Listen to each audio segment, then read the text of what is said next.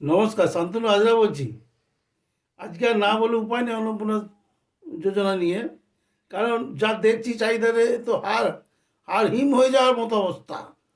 সমস্ত মানুষ, সমস্ত মহিলারা রাস্তায় নেমে পড়েছে, রাস্তা অবরোধ করছে, তার রাস্তা নানা রকম ভর হচ্ছে, বকার করছে। এবার আমাদের হাতে তো কোনো লিস্ট নেই, যেটা আগে উচ্চ মাধ্যমিক রেজাল্ট বেরোলে লিস্ট বেরোতো, বুকলেট বলতো যে কে কে পাস করেছে না করেছে। আমরা 10টা টাকা দিয়ে দেখতাম। তা কে কে পেয়েছে না পেয়েছে সে লিস্ট তো আমাদের কাছে নেই, কিন্তু সবই শুনছি পাচ্ছে না। সবাই বলছে পাচ্ছি না। এবং যেগুলো দেওয়া হয়েছে সেগুলো কেউ অপরিকল্পিত, অবৈজ্ঞানিকভাবে দেওয়া হয়েছে। কাউকে 1,500 টাকা, কাউকে 3,000 টাকা, কাউকে বাবার 9,000 টাকাও দেওয়া হয়েছে। এই জন্য পুরো সিস্টেমটার বিরুদ্ধেই মানুষের একটা কেমন সন্দেহ দাঁড়িয়ে গিয়েছে। এবং তারা রাস্তায় নেমে, আমাদের মা মেয়েরা রাস্তায় নেমে যে ঘটনাগুলো ঘটাচ্ছে, সে লজ্জা লাগছে।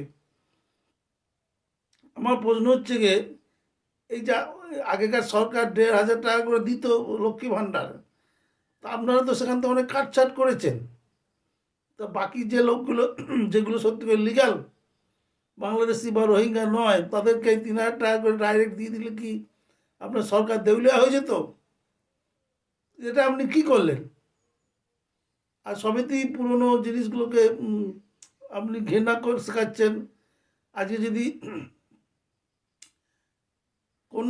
কন্যাশ্রী প্রকল্পটা, কন্যাশ্রী প্রকল্পের জন্য এটা তো ঠিক যে এই যে ট্রাফিকিং, যেটা মানে আমাদের বাচ্চা মেয়েদের যে আরবে বা বোম্বাইতে বিক্রি হয়ে যেত, সেই কন্যাশ্রী প্রকল্পের পরে 80% সেই অপরাধ কমে গিয়েছে। বন্ধ করে দিলে আবার হবে। অভাব অনটনের দেশ। কে বলেছে যে আমরা স্বাবলম্বী হয়ে গেছি?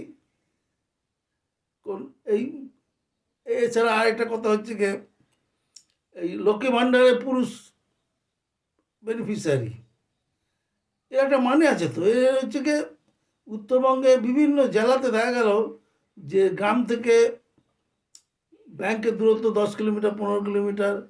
তো সেক্ষেত্রে পুরুষের একটা অ্যাকাউন্ট খুলে দেওয়া হয়েছিল, প্রত্যেকটি পুরুষের, যেটা নরেন্দ্র মোদী যখন বললো যে জিরো ব্যালেন্সে অ্যাকাউন্ট করতে হবে। তা সেখানে মহিলাদের নামে নিজস্ব কোনো অ্যাকাউন্ট ছিল না। তো তখন এমএলএ বা বিডিও এরা সবাই মিলে ঠিক করলো তাহলে ওই টাকাটা ফেরত যাবে, সরকারি প্রকল্প মানুষ পাবে না, গরিব মানুষ। সেই জন্য পুরুষের নামে ছিল, পুরুষের নামেই সেগুলো দেওয়া হলো।